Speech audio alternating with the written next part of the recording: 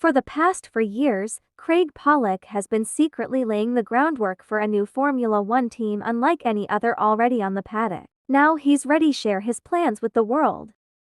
Pollock knows how to build an F1 outfit from scratch, having served as founder and CEO of British American Racing Bar, which is now owned by Mercedes. His latest project, Formula Equal, would be the first team in the sport that's 50% men and 50% women, he says, with that equal split applying across the whole organization from the cockpit to the engineers to the boardroom. Our ambition to deliver and build opportunities and pathways for women to get to the very top level inside motorsports, Pollock tells Sports Don Riddell in an exclusive interview. The concept and the idea was to try and build a Formula One team, 50% male, 50% female, which is extremely hard to do if you have an existing Formula One team. It's a lot easier with a clean sheet of paper.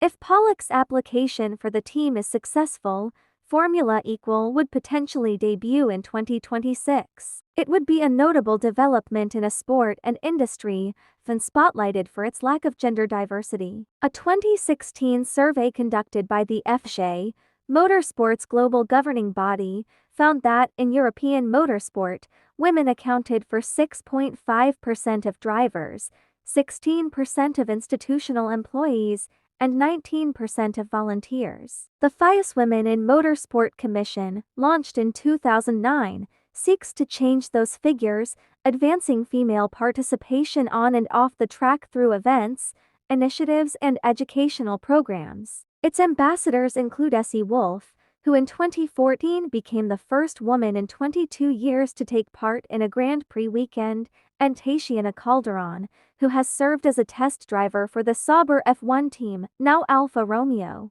The FIA's Girls on Track program, meanwhile, provides a competition model to develop and promote young women at a grassroots level in motorsports. For Pollock, Formula Equal is not just about getting women drivers in F1 cars, but also having equal representation throughout the team. We know that we are going to have to go through our academy systems, he says. We know we're going to have to build it up because there are not enough women at the moment who are trained up to the level of Formula One, and they've got to earn a place in there at the same time.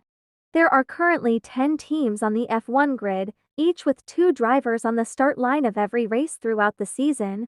Earlier this year, the FIA opened an application process to find one or more new F1 teams to join the championship in 2025, 2026, or 2027. Formula One is a little bit like a sieve, he jokes, adding that his name was listed in connection to an application at a commission meeting.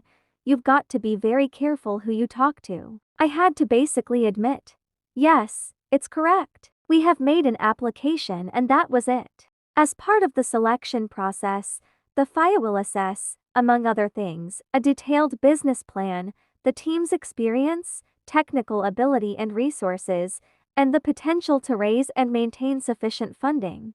As well as being the CEO for Bar, Pollock was also manager for one-time F1 champion Jacques Villeneuve, so he is well aware of the huge amounts of money needed to get a team off the ground.